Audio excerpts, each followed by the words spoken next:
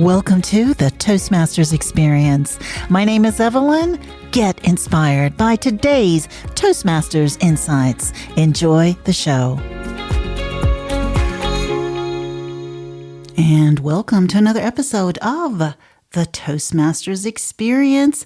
I'm excited and delighted to have in my studio today, Frankie. Welcome, Frankie. Thank you for having me, Evelyn. I'm so excited to have you here. I love it when people are able to visit me in the Blue Mountains. So we're going to get started with my very first question. What motivated you to join Toastmasters and why? Well, love is a big motivator. I actually joined Toastmasters because of my boyfriend at the time. I wanted to know where he was going, why he was so eloquent. He brought me along to one of his meetings, which was at Parramatta Breakfast Toastmasters. Lovely place, right on Parramatta Wharf. Great way to start the day. My first impression was, my gosh, there's a lot of clapping. Clapping at every 2 minutes. But it made me realize that it does something amazing to a shy person. He's now my husband. What happened was, as we were going through our relationship, I decided that I had to change jobs. And he said, you should join Toastmasters. It will help you with your job interviews, which I did, and it did help. So I got a new job. I became a training manager. So I went from being a product manager in an electrical engineering company to a training manager, which, of course, I'm doing a lot of speaking. And after we got married, we moved away and my work was getting too busy. I had to quit. So I only joined for a short while, less than a year, at Parramatta Breakfast. In 2019, I graduated from university with a master's degree in biochemistry. And I thought, I'm going to work in a lab. That's what I'm going to do. I need to get ready for job interviews and I need to get ready to talk to people. So I rejoined Toastmasters, but this time I joined Dural Toastmasters. And even though I worked in the science industry for only 3 years, it has helped me tremendously to start my own business. And I'm still at Dural Toastmasters now, and it's been 6 years. 6 years at Dural Toastmasters. And while being in Dural Toastmasters, have you also done any executive roles or? I was VP for a while, which was kind of exciting because you get the reins. You can do what you want. You can choose how you structure the meetings. But as my business was taking off, I had to take a step back and let someone else take over. I wish I'd done 2 or 3 terms as VP because once you get the hang of it, it's already the end of the year and the executive team changes. But I love that I had that experience. With your new business has to do with organization. And I think the VPE role is really about organizing the whole meeting. Oh, yes. So you obviously have a bit of a sort of a thing for being organized. Is what it sounds like to me. Yes. Yeah. And being in Toastmasters actually helps a lot to wire your brain for that kind of work because you have to know what other people need. You have to know how other people are progressing in their pathways and make sure that they get into the program. Even just doing a speech, you have to organize your speech. You have to, in the different parts of the speech. So it just actually makes your brain more flexible and it trains your brain for organization. So I know that recently you did win the division competition for evaluation. So that to me also says something. You really like being organized. Fantastic. So evaluation, is this a competition or is this the sort of part of a meeting that you like to do? Do you like to evaluate speeches? I do. I think that's the basis of Toastmasters, really, is to actually improve your communication skills, improve your public speaking skills. And the only way to improve is for someone to tell you what you can do better. And that's where evaluations come in. And otherwise, we're just all having fun, entertaining speeches without the improvement in the background. What I really love about evaluation is it gives me an insight on how the speaker is progressing. And it actually helps me give them the best feedback that I can on just a few things. Unfortunately, evaluations are like only 3 minutes. I could go on for 10 minutes, but I think they'd be exhausted. But I've had some really great evaluators in my own club, people who have evaluated me. I've watched them evaluate other people, and it's just amazing. The insight that they get from just a 5 to 7 minute speech. How do you prepare yourself when you know you're going to evaluate someone's speech? Do you just listen and then write your notes, or as they're talking, you write your notes? Like, what is your process? Before I even start listening, I've already written down on my notebook, 3 things: what they've done well, what they could do better, and something amazing, just a great commendation that I can give them. It's got to be good, because someone's coming up there to do a speech. That's already nerve-wracking. Right. And they know they're being evaluated. So I want to give them something, but I also want to boost their confidence. So I've already divided my page into 3 parts. Okay. And as soon as they open their mouth to say their first word, that's when I start taking my notes, because it could be about their gestures, their mannerism, how they're using the stage. I've got to start writing that. At first, it was very hard because I felt like I wasn't really listening to their speech. Yeah. I wasn't really paying attention to their message. But it takes time. It's just practice. Okay. And what I find when I watch these competitions, especially with evaluation, and the evaluator doesn't use their notes, how do you... Because it depends what speaker you are too. Like if you're the first one, how do you memorize it? When I first started doing evaluations, I had my notes on the lectern next to me. And I found that I was always going over time because there was just too much to talk about. I had too much to evaluate. What I do now is basically just pick 2 things. Just 2 things that I can challenge them on. 1 thing that I can commend them on. And wrap it up. And it should be easy to remember 3 things, really. So if I've written my notes, I want to talk about how they use their hands. I want to talk about the structure of their speech. When I go on stage, I know I'm talking about 2 things: how they use their hands and the structure of their speech. And it's almost like a table topic, but I've got the basis. I've got what I'm talking about. Okay. I don't need to use my notes, because I find the notes are actually distracting.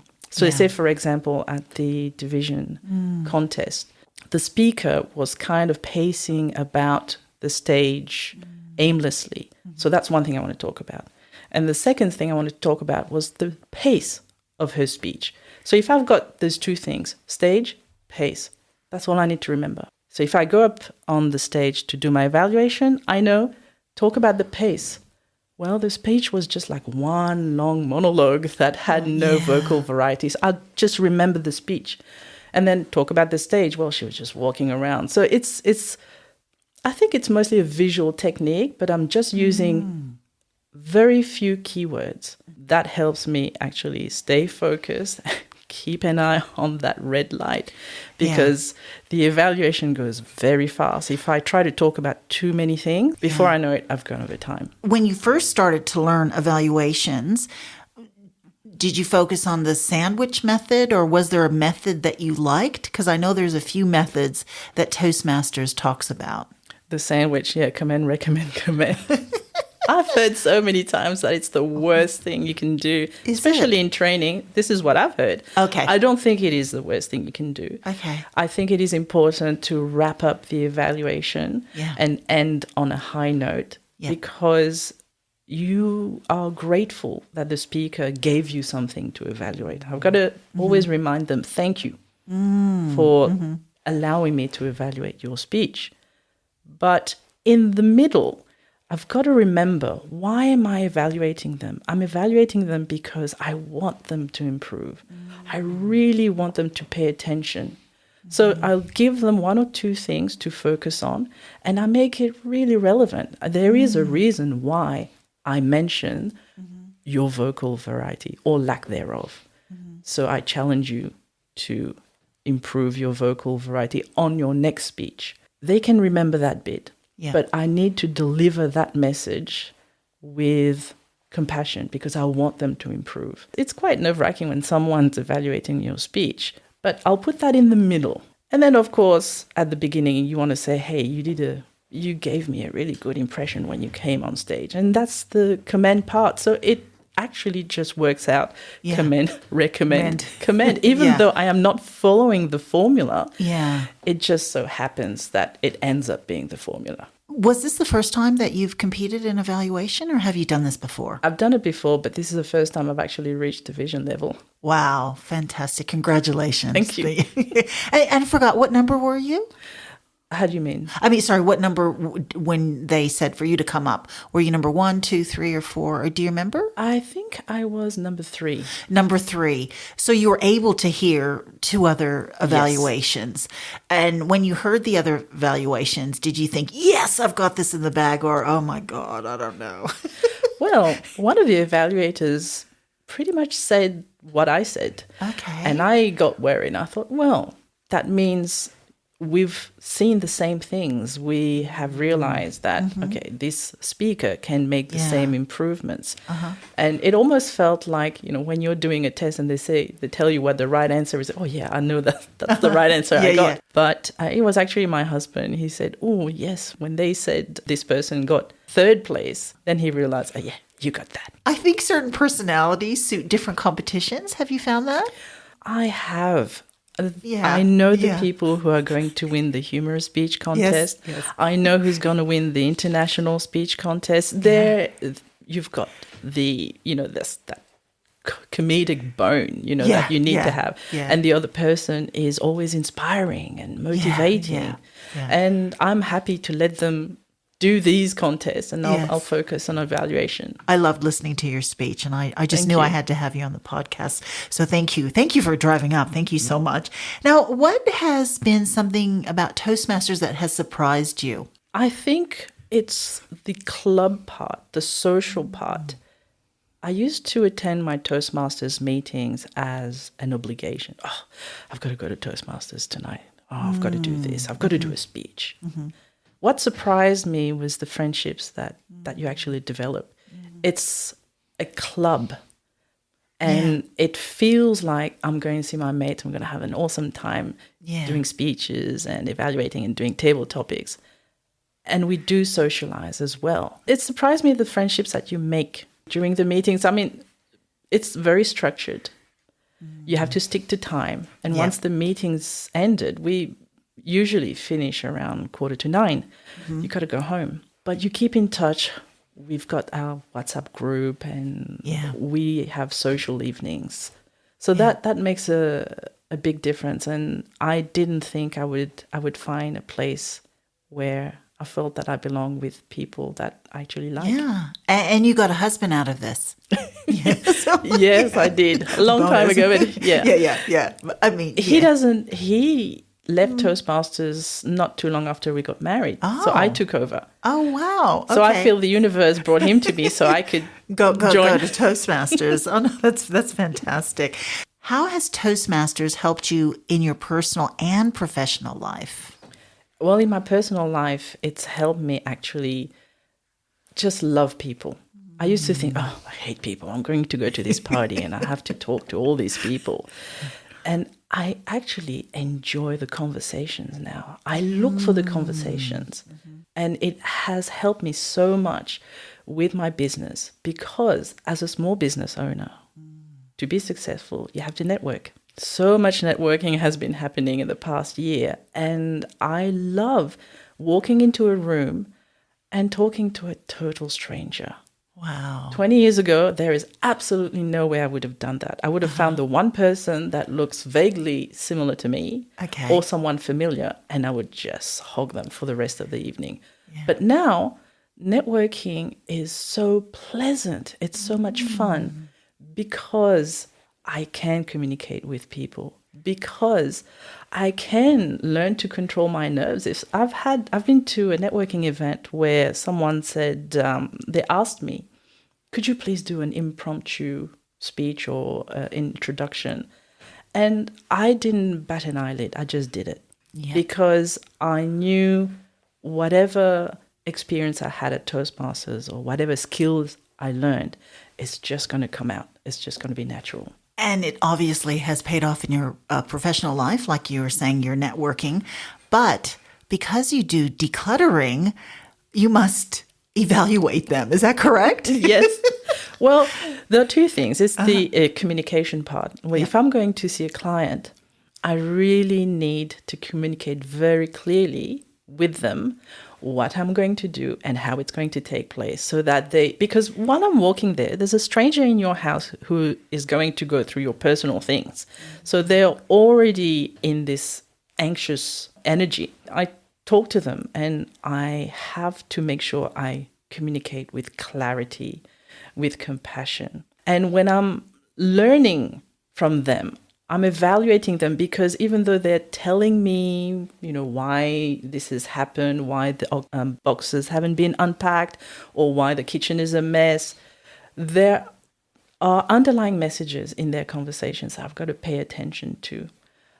I'm not so much evaluating them as a person. I'm not judging them as a person. I'm trying to find what is the real message behind the words they are saying. Obviously, being a declutterer, I like less. Less is more for me. So decluttering is very similar to my evaluations. So for example, in my evaluations, I just want to focus on two things. Well, in a home, you want to be able to see the things you love, but you can't do that if there's lots of clutter everywhere. So let's reduce everything. And I help people really see their home as they would like it to be by just remove lots of fluff, lots of stuff, get rid of the things. Not technically being minimalist, but really focusing on just a few things. I find there has been a trend to declutter. And I know that the younger generation, like 20 years younger than me, 30s, 40s, I find when I visit them, their house is so minimalistic. So there is this trend. Do you find, is that why you've gone into this business? No, I have been doing this for decades. Okay. This is something that I've been doing for family and friends because I love doing it. I know it's kind of crazy. I actually do enjoy. When I find a really messy, cluttered space, it energizes me because I feel like, wow, this is a challenge. I can't wait to roll up my sleeves and get stuck into it. Okay. So I've been doing it for a while. I'll take you into my garage. We'll go and have a look. Okay. What happened was when I finished my master's degree and I thought I'm going to work in a lab. This is what I'm going to do. I ended up being a trainer for a vet pharmaceutical company, and I was training people on how to work in a lab. I did this for about 3 years, and it didn't fulfill me at all. I thought this is what I wanted, something technical. But in the end, what actually gave me real joy was to see people happy after I've helped them tidy up their pantry or organize their wardrobe. And I was doing that, a few years ago when I realized, hey, I could get paid for this. Wow. This is what I should be doing. This is what is actual fun. So I quit my job in August 2023 and I registered my business and I started doing free work because obviously I had been doing this for family and friends. I didn't think of taking photos or videos or getting references. Yeah. So I had to start from scratch, which I did. I just basically offered free pantry organizing, linen cupboard, kitchen decluttering. Wow. So I could start getting word of mouth going. I love that. That is such a... I know, and so now I'm booked till June. So we probably can't go out to my garage, but that's okay. Okay. Wow. I really relate a lot of this to evaluation. I don't know. Do you feel that way too? There is a certain skill that you need, so that you need to use to look at something, break it down into what you can do. So let's say, for example, if I'm evaluating someone, I have to listen to their speech, and then I have to figure out how I can make this better, how I can help them improve their speech. Yeah. When I look at a space that is completely messy, I have to break down the activities I have to go through to make it better for the person. How can I improve this person's life by organizing their space so that when they walk into this room, they know exactly where everything is. They feel energized and motivated to use the room. It could be a craft room, it could be a workshop, it could be a kitchen. One thing that I've noticed is when I organize a kitchen and the utensils and the crockery, the cookware, when they're placed in the right cupboards, the right cabinets, when the pantry is organized and you can open the cupboard doors and you can see what you need, people cook at home more often and they feel more inclined to cooking healthy meals. When your kitchen is a mess, you just want to have pizza. Right. Just order in pizza or whatever takeaway takes your fancy. But when you walk into a beautiful, organized kitchen, the bench tops are clear, you know, the fridge is stocked, the pantry is stocked, and you know where everything is, all your spices are there. You just want to be creative. You want to cook.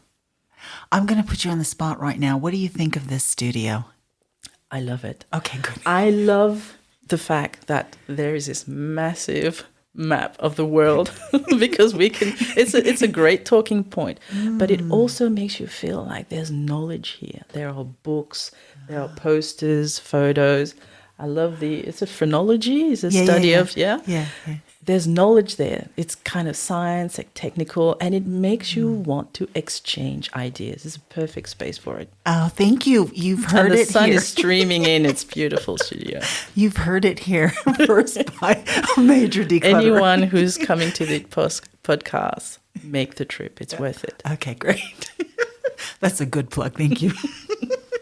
Okay, let's get back to Toastmasters. But I don't know, as you were speaking to me about your business, it just sounds like you have an evaluator's mind, you know, and I honestly believe that when you go to a Toastmasters meeting, you know exactly who's going to be competing in which contest, and it's just their personalities. Now, with your speeches, when you deliver a speech, do you usually focus on decluttering, or what are your popular speech topics that you like to talk about? Well, my popular speech topics, I dabbled a little in humorous speech contests. I tried to be the comedian, but it didn't work very well because I think I lean more towards inspiring speeches.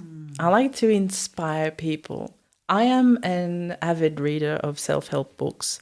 I love listening to self-help podcasts. I'd love the idea of the opportunity to improve yourself every day. I actually had this motto that I thought would be great. It's called it's reinvent yourself. And I thought, yes, this is going to be my catchphrase for everything. And it is true. I am in the process of reinventing myself. I think we all have that opportunity every day. And when I start writing a speech, even though I can start with a title, but it ends up being an inspiring speech or a motivational speech. And I think that speaks about where I am at my stage of life. And so you just said that you like listening to self-help podcasts and self-help books. Is there a book that you can recommend? Or Oh, yes. Yeah. Atomic Habits by James Clear. I love that book. It is so true. It is so simple a concept. And I am actually helping my clients using the concepts in this book. Habit stacking, very simple thing, you know, just helping them find their triggers. That's one of the books that I keep on my bedside table. What about podcasts that you listen to? Oh, I listen to a lot of podcasts, especially the Toastmasters Experience. Yes, thank you. Another plug. I do listen to Diary of a CEO, Modern Wisdom with Chris Williamson. He has some fantastic guests. I actually went to see him when he came to the ICC last year. I also like to listen to the Rich Roll podcast and obviously the most popular podcast in the world, Andrew Huberman. about health and science. Yeah. Okay. How you can hack your physiology to have the best life possible. Yeah, that's what I like about the Toastmasters experience. I like asking that question because we all listen to different things, we read different things, and it just helps us to improve in our Definitely. lives. You got to Yeah. feed yourself good food, but you also got to feed your mind with good stuff, Yeah. good knowledge. Exactly. Can you share any speech techniques that you have or any sort of speech preparation? I don't really have a creative technique for my speeches, and my preparation is very basic. It works for me. Doing a speech it's a conversation. It's a Yeah. conversation with the audience. What I've noticed, especially during the speech contest, I've noticed contestants being really focused on remembering everything that they're going to talk about. And you can see it. You can actually see it on their faces when they're trying to recall, okay, what am I going to talk about next? What comes next? I believe a good speech is one that is delivered as a conversation. You're talking to the audience. You're not performing for them. Yeah. Because I feel sometimes we just want to make a good impression and we lose ourselves into the performance part of it instead of Having the conversation. instead of delivering whatever message we have. Yeah. It's all a learning, isn't it, with Toastmasters? So whatever suits someone, like for me, I have to write it out. I have to write it. I have to memorize it and it has to become just a part of my DNA that I remember it and then I'm able to deliver it. Whereas my son, who's just joined Toastmasters, he's just written points out and he's delivered this amazing speech. It's like, oh my goodness. So we're all, and he's hardly practiced. So we're all very, very, Very different. And I found that my best speeches have been the ones where I've practiced the least. They have been almost impromptu. Interesting. So do you think you might want to do a DTM later on or? We'll see what happens. Yeah, see if what my work happens. allows. Yeah. If you're decluttering. And in saying that, if people want to get in contact with you, how would they get in contact with you? I have a website. Okay. My business is the Home Crew Concierge Services. Okay. You can find my website at thehomecrew.com.au. I have done a couple of decluttering jobs in the Blue Mountains. I travel quite a bit, actually. I find that there are a lot of people who need help. I think it's the sign of modern times. It's especially after COVID, when everything was at the click of a mouse or on your phone. You can just order whatever you want on your phone and get it the next day. It's too easy to accumulate. And a lot of people are now realizing they need to get rid of a lot of stuff. Yeah. That's what I was thinking when you were talking about this. I feel like it's a trend now, or not a trend, or it's something that people really want to do is they want to get rid of things and live a different way. Well, it does something to your mental health to live in a cluttered space. Yeah. I think some people might confuse maximalism with clutter. Clutter, because as soon as you see it, okay, we can get rid of a lot of things. Being a maximalist it's an interior decoration technique. It's using colors and lots of decorations. So that's not clutter. Okay. Clutter is the bunch of receipts that you've been accumulating for years on the kitchen counter, or a bag full of bags, or several bags full of bags, or cardboard boxes, Amazon cardboard boxes that are just sitting in the corner because you have, I'm not saying like I'm saying that one hasn't got rid of. That's clutter. And clutter could be clothes that no longer fit, that you just can't get rid of. And so they're there. Right. And then because you can't find anything, you just buy more and more and more.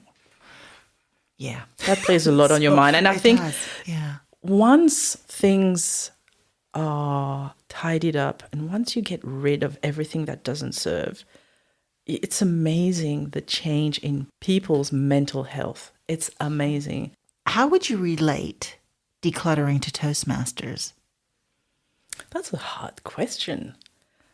Everything has a method. So decluttering has a process.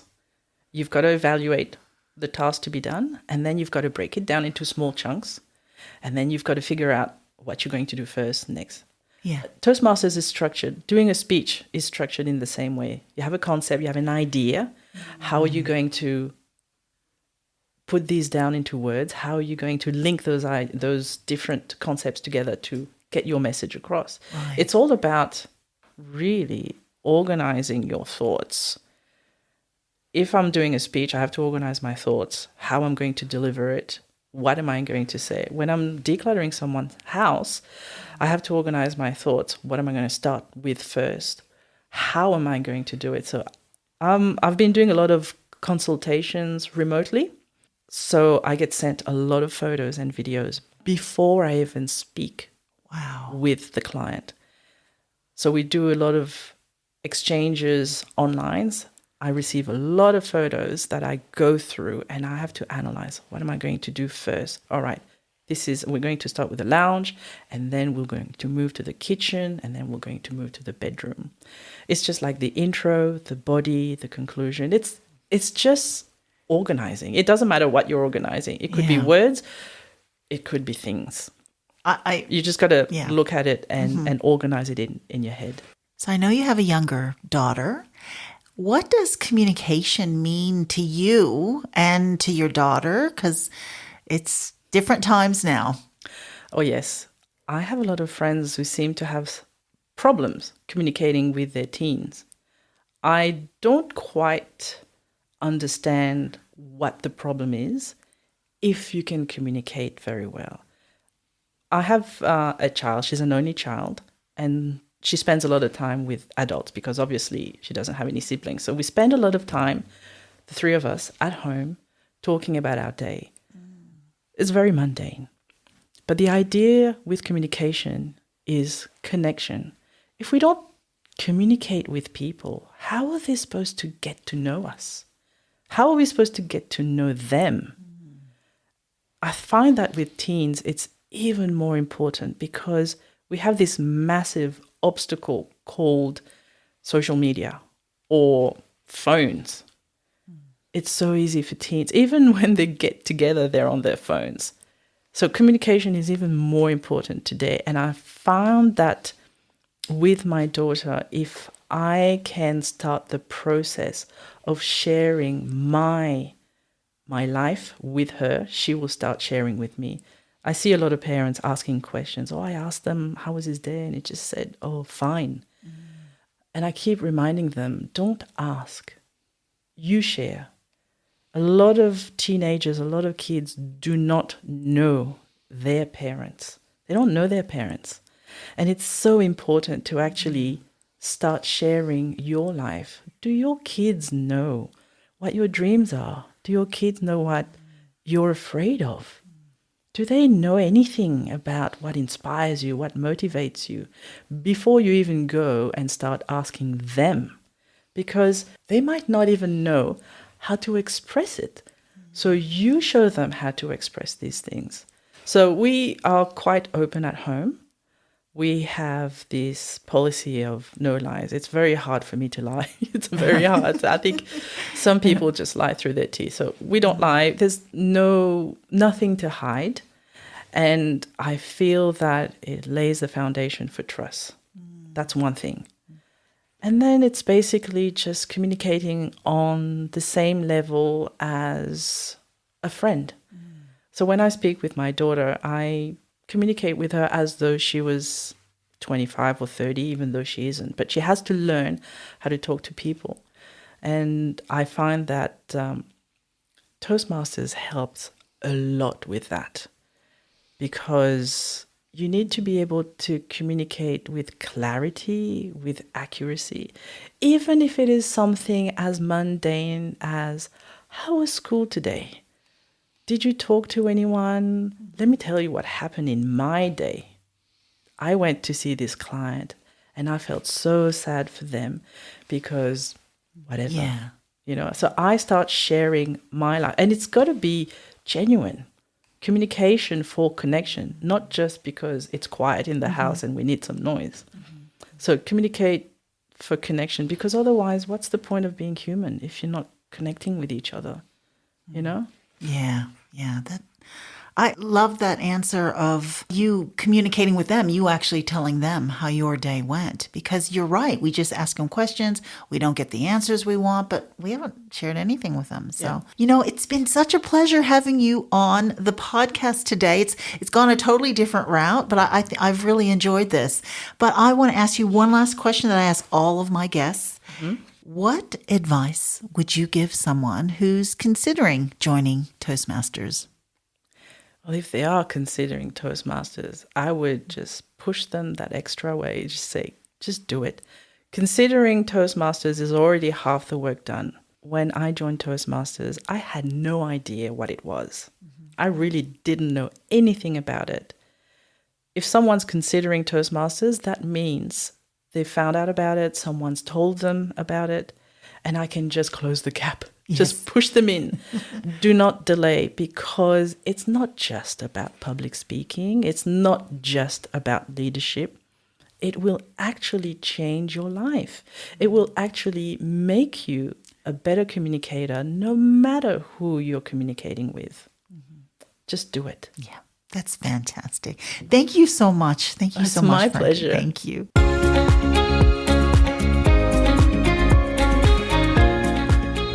Thank you so much for your company. Please tune in next time to the Toastmasters Experience.